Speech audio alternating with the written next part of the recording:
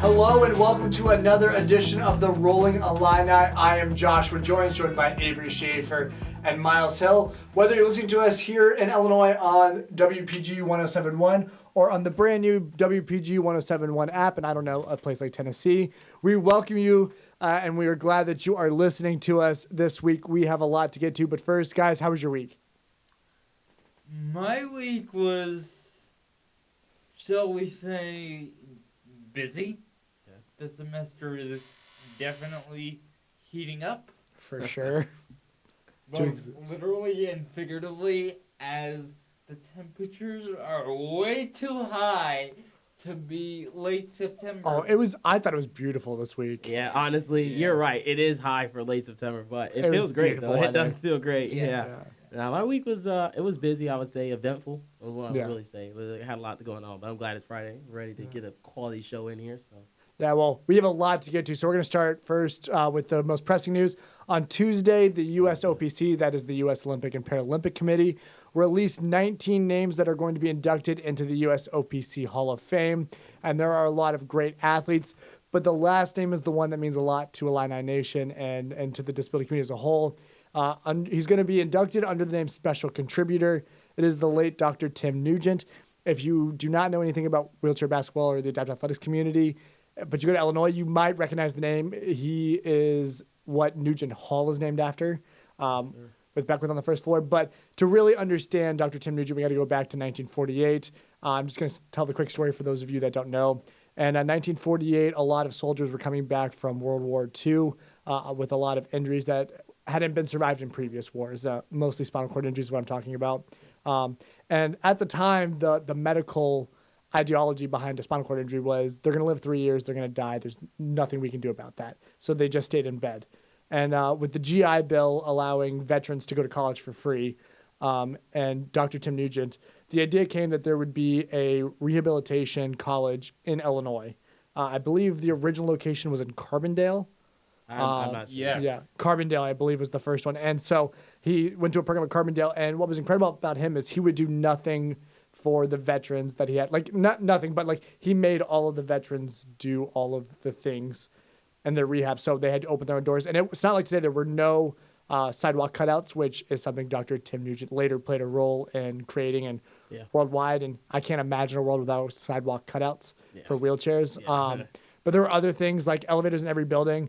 And he also, the reason he's getting inducted to the USOPC Hall of Fame is because he realized that those veterans needed something to do besides school and laying in bed. And so he created an adaptive sports program, the first adaptive sports program in the country.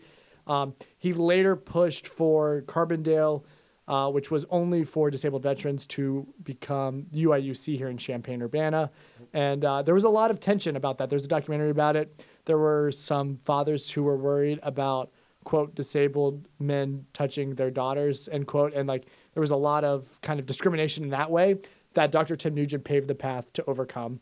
And it's kind of fun to talk to the guys who played for him and way back in the days. Yeah. There was wheelchair football, wheelchair track, there was archery. There's just a number of things they did.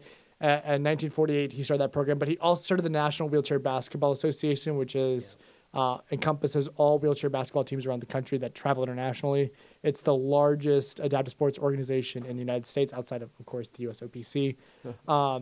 And so he just was an incredible person and paved the path for Miles and I and every adapted athlete who has ever played, but especially those that played at the University of Illinois.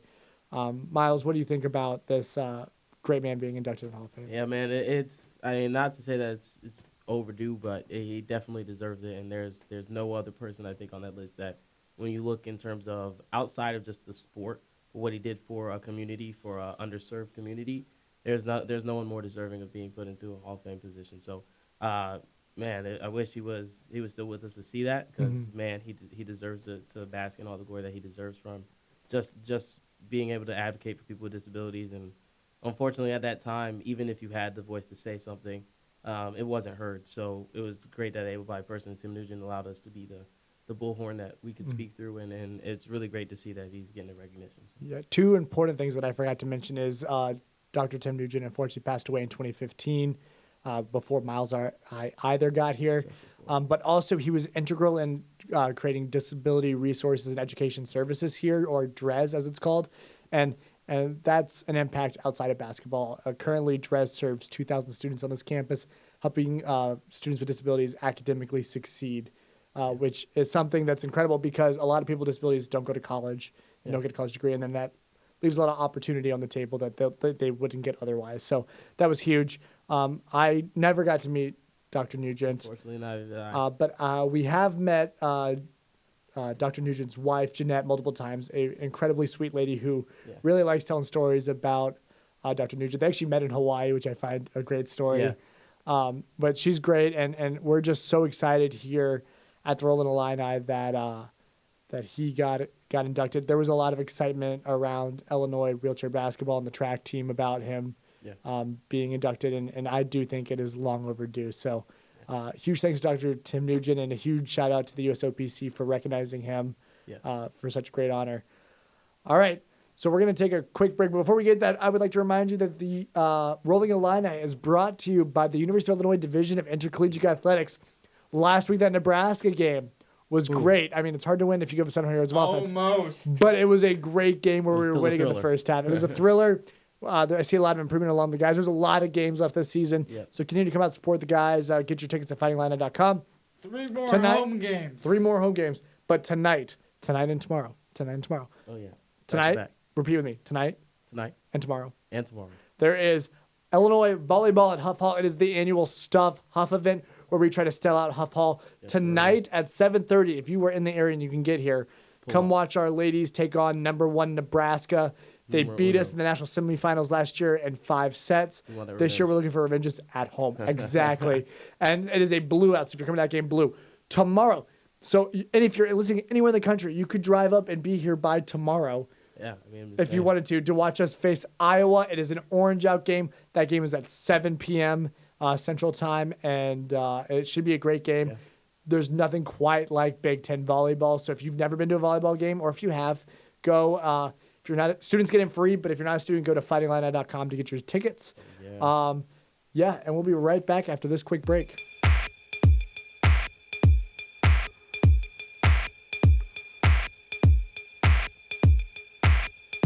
Hello and welcome back to Rolling Illini on WPGU 107.1.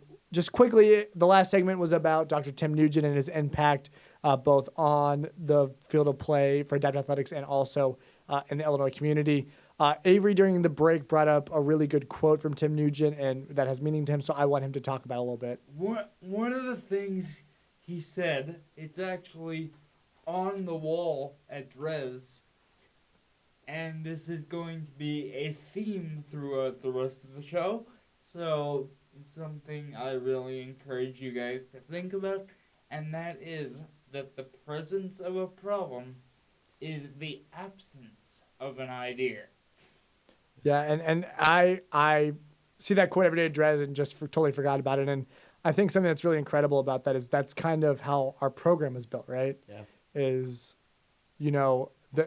the development of sports chairs has changed dramatically over the last 30 years. Yeah. And a lot of that innovation has come from Illinois athletes going, all right, there's a problem with this current chair version we have. How do we fix it? Right. And so it's really cool to hear stories about that, about how there didn't need to be elevators in buildings. So how do you get up flights of stairs if you're paralyzed and bringing the chair up with you? And just how all of those pioneers that were led by Dr. Tim Nugent, how they overcame so much that we now don't even have to think about because of advancements that they made. Yeah. And so that quote right there explains Dr. Tim Nugent down to a T. Yeah. Yes. And on kind of the same note, this week, the University of Illinois welcomed back one of its alumni. Was she an athlete here? She was. She was an athlete here. And Miles got to go speak her. She spoke right here at the YMCA at noon today. Yeah. And then at 7 p.m. yesterday at the STRP. It was really good to have her back. So, Miles, how about you talk a little bit about her and her presentation? Yeah, Mia was someone I met really when I was young, and I did track with her when I was around 12 years old, so that's how I knew her beforehand. But I actually had no clue that she was an alumni, and I saw on her Facebook that she was coming. I thought it was such a great opportunity to come and see her and talk to her again. But she talked a little bit about her background and what she does, and she's really big on disability and women's rights advocacy. And there were a lot of great points today that she made. But one of the biggest ones that she was really talking about was the difference between inclusion and accessibility. And they had a questionnaire afterwards. Can we go back to that real quick? Yeah. What was her difference between inclusion and accessibility? Yeah. So accessibility is just having people having a pathway for someone with a disability to be able to attend an event. So curb cuts, that's accessibility. Having elevators, accessibility. That's Having the handicap seating at sporting events. Right, exactly. Yeah, ADA seating, all types of stuff like that. That's accessibility, but inclusion, it's outside of that. And she really talked about it in the perspective of one of the marches she did. So she started. Well, we'll backtrack a little bit. She started off her presentation talking about where she's from, and she was from South Korea. Her parents had put her up for adoption in hopes that she would be adopted by someone in the United States in hopes of a better life. And this was right around the time where South Korea was recovering from a lot of colonization and just trying to rebuild themselves as a country. So she came over here and she had a chance to go to the Atlanta Paralympic Games. 96. Yeah, 96. And she was, I want to say, around 12 years old. And she was talking about how it was one of the first times she went somewhere and she saw people with prosthetics, people with spinal cord injuries, other people in wheelchairs, and she wasn't being stared at. She didn't feel like a freak show, is what she said, in quote. And that was a really big one for me because I know as a person with disability and using a daycare when I was younger, having a certain gait when I walked, that was something really big for me as a child, is kind of seeing people just stare at you. And it not only did it make you feel alienated, but it really made you feel like you were different, regardless of the abilities that you had. Yeah, it's kind of funny you mentioned that. I've told this story, I think it's told at week 1, that I didn't realize I had a disability until the 5th grade when I was watching this video, and I realized that I had this weird gait. But looking back on it, people had hinted that I was different, and I just was oblivious to it. And it became once I realized that, it became more obvious. But yeah, just the staring and I was always uncomfortable with the question what's wrong with your legs? What happened with it? When I was younger, it was there's nothing wrong with my legs. I'm just like you. And I don't know if you were like that, when people ask questions. No, I definitely was. Yeah, no, people would ask me. I recognized my disability when I was really young, but that was because I had to use a walker. And using a walker is pretty different from anybody else who can just walk with 2 legs. So once I got off of the walker, I got off of it at a pretty young age, about 5 or 6 years old. And people would ask why I walk weird. And I was like, I walk fine now. I used to walk weird. That's what I used to say. Yeah. I used to. I walk just like you now. And, of course, that was not the true statement. I did still have an awkward gait. But it was just a big thing for me growing up. Is I always felt uncomfortable when people asked me about my disability. And now with people in the community that I know, my junior coaches, adaptive athletic players like collegiate athletes, Paralympic athletes, people like Mia who represent disability. People in disability communities, I recognize that there are other people out there that have my disability and that there's not something to be ashamed of, that you should claim that, hey, I do have an awkward gait. You know what I'm saying? So yeah, I think I had a similar moment as Mia had. She went to the 96 Paralympics. Yeah. You and I weren't alive yet. Right. But I think nationals in high school, and junior nationals is what we call it, is a very similar situation because if you're not in a wheelchair, you don't walk weird, then you're the odd one out. Yeah. There's thousands of people with disabilities, or at least hundreds of people with disabilities, and all in one building playing a sport. And that was kind of when I was like, okay, there's other people out there like me. And summer camps, as I always advocate for, is the same type of thing. Right. But yeah, continue on. You see, now, that's interesting to me because I've had the exact opposite experience where I'm most comfortable being the only one. Yeah. Why is that? With a who uses a wheelchair, because I think it comes down to my personality and the fact that I wanted to explain it and educate people about what it was. Yeah. From the get-go. Mm-hmm. Yeah. So not having to do that, my first year here was odd. Yeah, for sure. And so you made two great points there. Number one is like, props to you for being super comfortable of like, Right, yeah. You're just right at the front. I don't know a lot of people that can do that, and I certainly was one of them. I'm definitely at that point now. Right, yeah. Whereas like I want you to ask me questions. There's people that will intern or volunteer in the Dres gym. They want to ask questions and like, oh, I don't know if I can ask this question. Like, is it offensive? I'm like, ask it because you're not gonna offend me. I want you, even if it's an offensive question, I want you to know it's an offensive question. I'll tell you, but like, if it's not, I want you to know the answer to the question so you're more educated and not ignorant about it. But second point is like that's what's cool about the University of Illinois, and also going back to the Dr. Tim Nugent story is having a disability on this campus. You're not the only one, and you know you're not the only one. No. I mean, on the way to class, you'll pass 5 to 6 people in different type of wheelchairs, and you may or may not know them. Yeah. I mean, we're kind of a close knit community, but you might not know them, and it's really cool that there's that many people with disabilities on our campus. Yeah. So that goes back to Dr. Tim Nugent and the work that he did. Yeah. She went to those Paralympic Games, and from there she was inspired to be able to do something. She her disability is essentially brittle bones. I do not know the name of it because it was very long, so there was no way. Osteogenesis imperfecta is what you're looking for. It might be, but it was a little bit longer than that when she was explaining. I think it was definitely a multitude of disabilities, but the biggest thing was that growing up she was always told she couldn't do things. And specifically athletic things because of the fear that her parents had of her possibly breaking her bone. Eventually in high school, she did track. And one time she was telling a story about how she went out to a track meet and her high school team left her at the school on their way to an away game because they didn't want to get an accessible bus. And that is about as low as you can get as a high school. So she wasn't having it, but of course, at the time, she wasn't really necessarily big on advocacy. I mean, when you're really young, you're not really used to advocating for yourself. So her parents did a really great job of instilling in her, hey, you talk to somebody about this. So she talked to principal. When that didn't work, they went to county. When that didn't work, they went to state representation until she became the first disabled athlete to ever participate in a high school athletic state championship. That's awesome.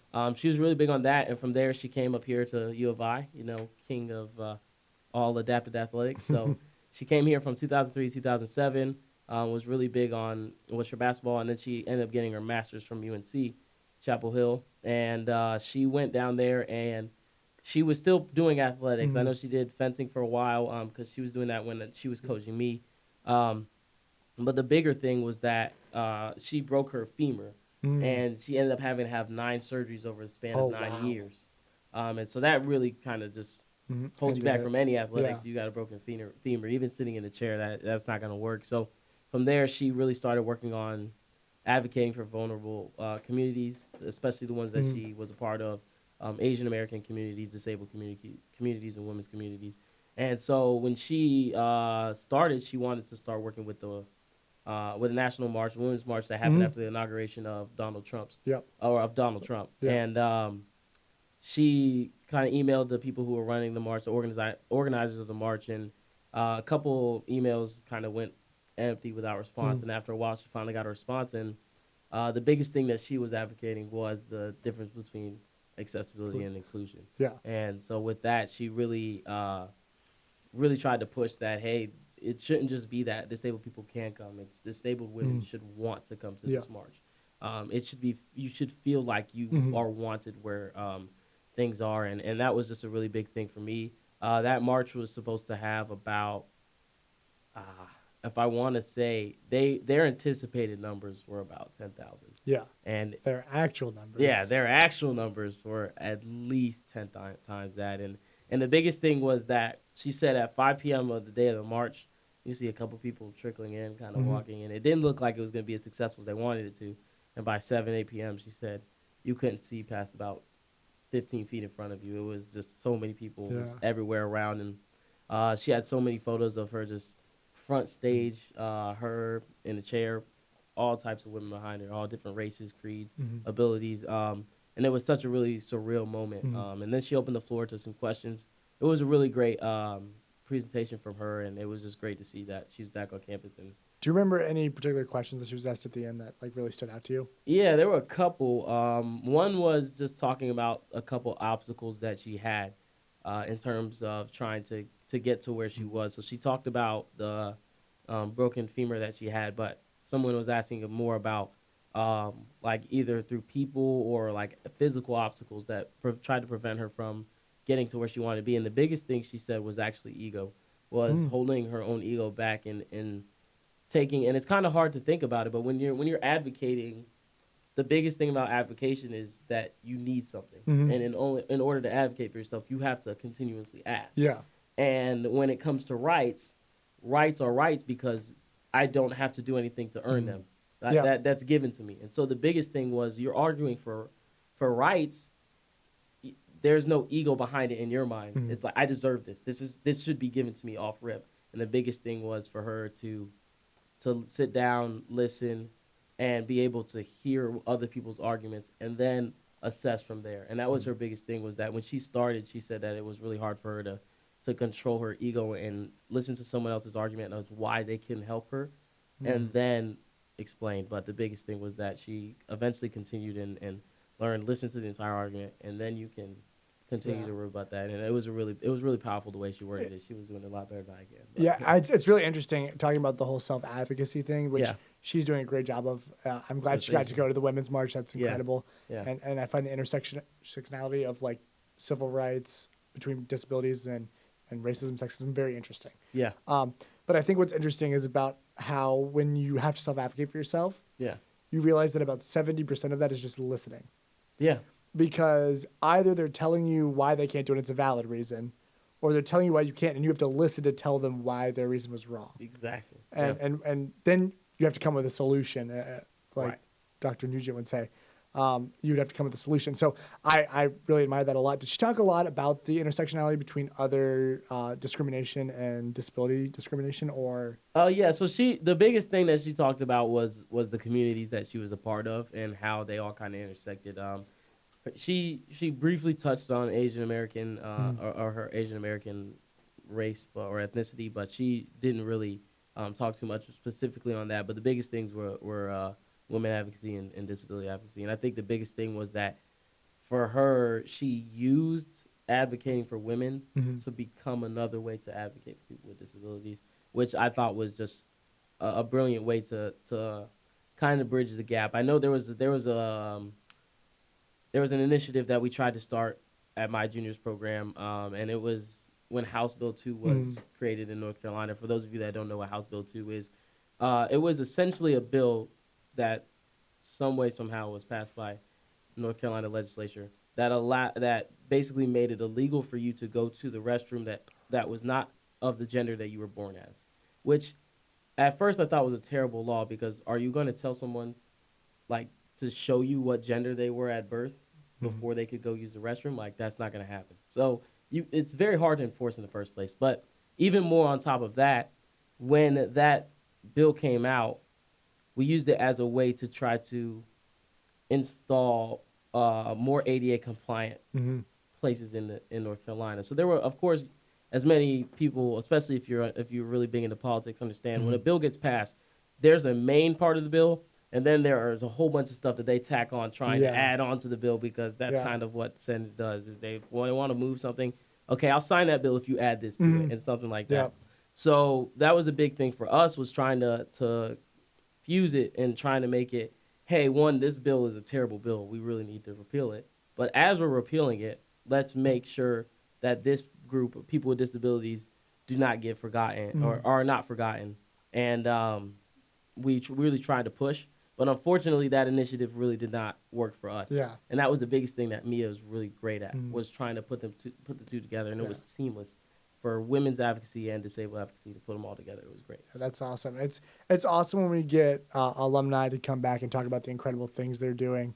I'm glad Mia got to come out. I'm disappointed I missed it because I had class today. But I'm glad you got to go, and that's great. Yeah. We will be right back here on Rolling Illini on WPGU 107.1 after this quick break.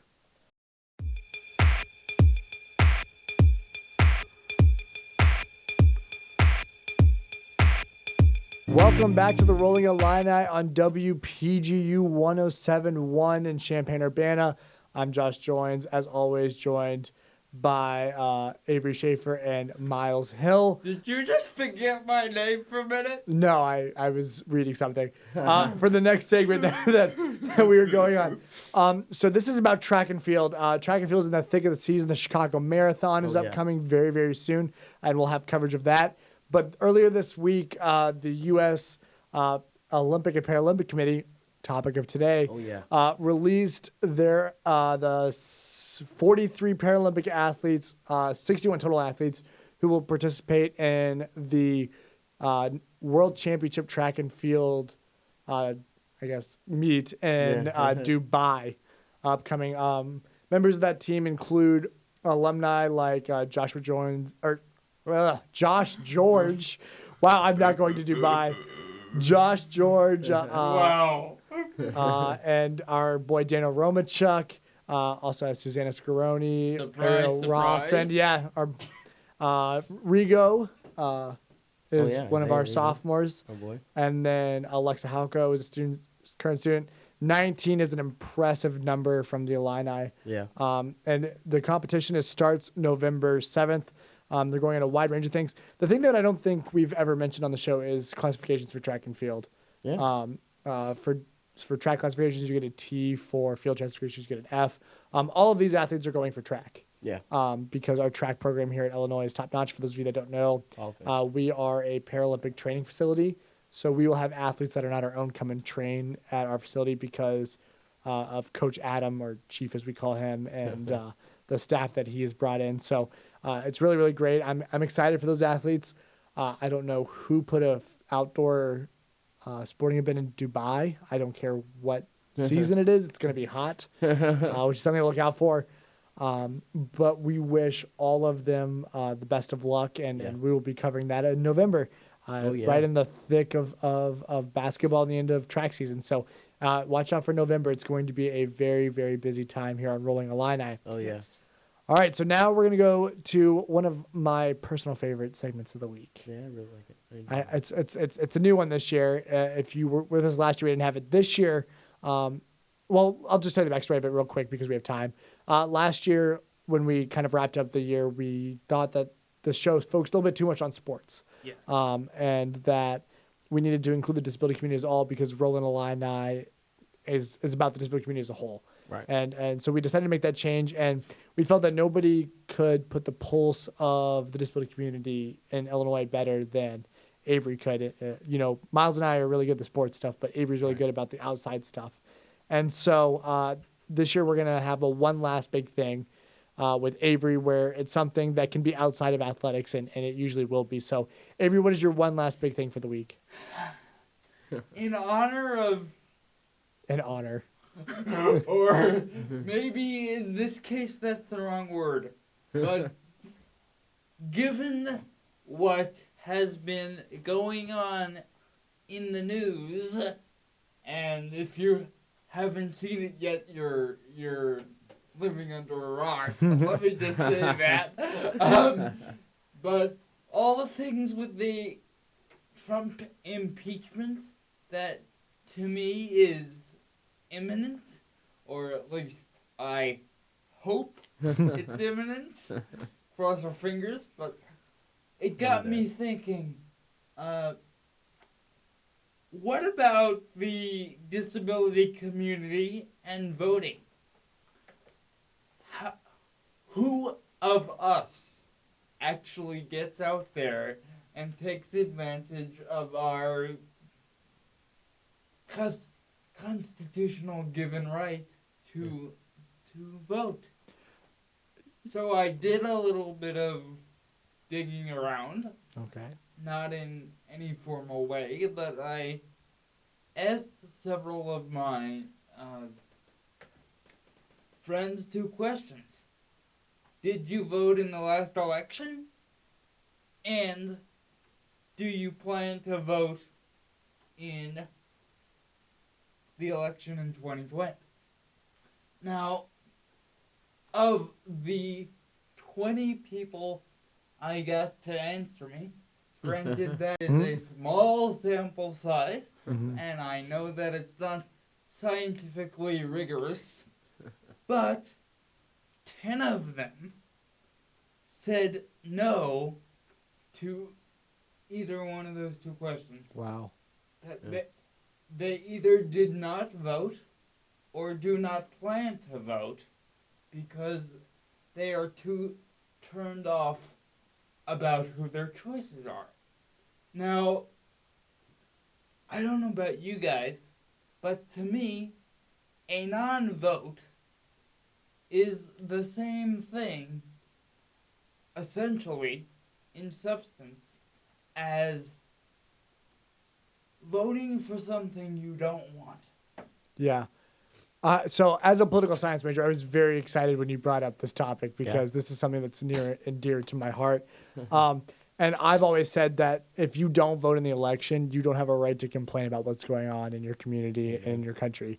I have voted in every election that I have had the opportunity to, including the 2016 election that was not the way that I thought it was going to turn out. But yeah, I think with the impeachment inquiries, but more importantly, an upcoming election within the next year and a half or so, year and 2 months, I think it's really important to point out that people with disabilities don't generally get to use the right. Now, whether that's because they can't get to the polling place because of accessibility needs and bus needs, whether they're apolitical, which with all the healthcare issues going on in this country, I don't understand how you could be apolitical as a member of the disabled community. Yeah, the disability community. So can I get on my soapbox real fast because I was excited you're going to bring this up? Yes. All right. There are 16 million Americans with disabilities estimated. We don't know a firm number on that, but around 16 million that are able to vote. And around 4 to 5 million are going to vote. Wow. And if you think about all of those people that decided not to vote for whatever reason, if we could find a way to get them to vote, how many local elections that would change, how many state elections that would change, how many federal elections that would change, and the impact that could have on the disability community. Because if your group is less likely to vote than another group, then politicians are going to care less about it. Yeah. Because their whole job is to get elected. So if you want your priorities to be talked about in the political circles, you have to vote as a group, and that means you have to have 100% participation rate. So that's something that I've been thinking hard about is how do we make sure that everybody here in Illinois that has a disability votes. And one of the ways to do that, as hard as this is to do, is, at least to me, and I don't know to what extent you're going to agree with this, either of you, but I'm curious to hear what you think, and that is to get rid of the Electoral College. That's a whole different debate. Yeah, you about to change the whole script of the show in here. I am personally not for the Electoral College, but I don't think that's necessarily how you change it. I think the way you do it is that I think this is something you can do on a more basic level, and I think anybody with a disability can do it is let's say Miles is going to vote. Miles and I have talked about this in the past, but let's say Miles is going to go vote. And I know that he's a disability and I have a disability and that we have the same views on certain things. I can go, Miles, I need you to vote in this next election. I know that you don't care about it, but how you vote is going to change our future and the opportunities that we're going to have. So I need you to do it. And just by those little peer pressure, those little good peer pressure moments, I think we can get more people to vote. I think politics is something that isn't talked about a lot in disability communities. Yeah. And I don't know why that is, because a lot of issues going on right now very much involve people with disabilities. And involve politics as a direct route of change for those problems. And I think politics is a way that people with disabilities haven't necessarily utilized, and I'm glad people like Mia are doing that, and I think that's a great segue is that we need advocates like that who are going to be like, we need to say, hey, we're going to repeal this bill because it's bad, but let's also talk about disability rights in it, right? Even if that's not related. It's funny you should also mention that University of Missouri has a wheelchair basketball team. It is funded by the state of Missouri, and the reason it's funded by the state of Missouri is because they put it in a huge funding bill that nobody read down to, because a state legislator came to the U of I and then became a state legislator in Missouri. Learned about our program. So I just think that's kind of a fun thing. But politics is very important, and I like to say whatever changes we make now are changes that are going to affect us for probably the rest of our lives. And so it's up to each one of us to make sure that we vote as individuals, but also that our friends vote, because it matters. And the fact that only 25% of eligible voters voted is just unacceptable in a place like this. And that's how you get bad governance. It's how you get politicians who are not connected to the people who they are supposed to represent. And how you get a Donald Trump. I didn't say even outside of that, Yeah. in terms of even if like the biggest thing about voting for people with disabilities is that your voice is heard. It doesn't matter if everybody in the voting and disability community votes for someone whose agenda has nothing to do with people with disabilities. One big thing about voting is once you vote, you're automatically put into a couple different things. One big thing, and I know this is especially something that I was really pushed on when my dad was telling me to vote. It wasn't even about people with disabilities. It was more when you vote, that's how you get put on juries. If you don't vote, there's no way you'll get called in for jury duty. Now, I don't know. I'm not trying to change the script of this entire show here, but there were a lot of police brutality cases against African American people who unfortunately went ways that I don't necessarily think they should have went.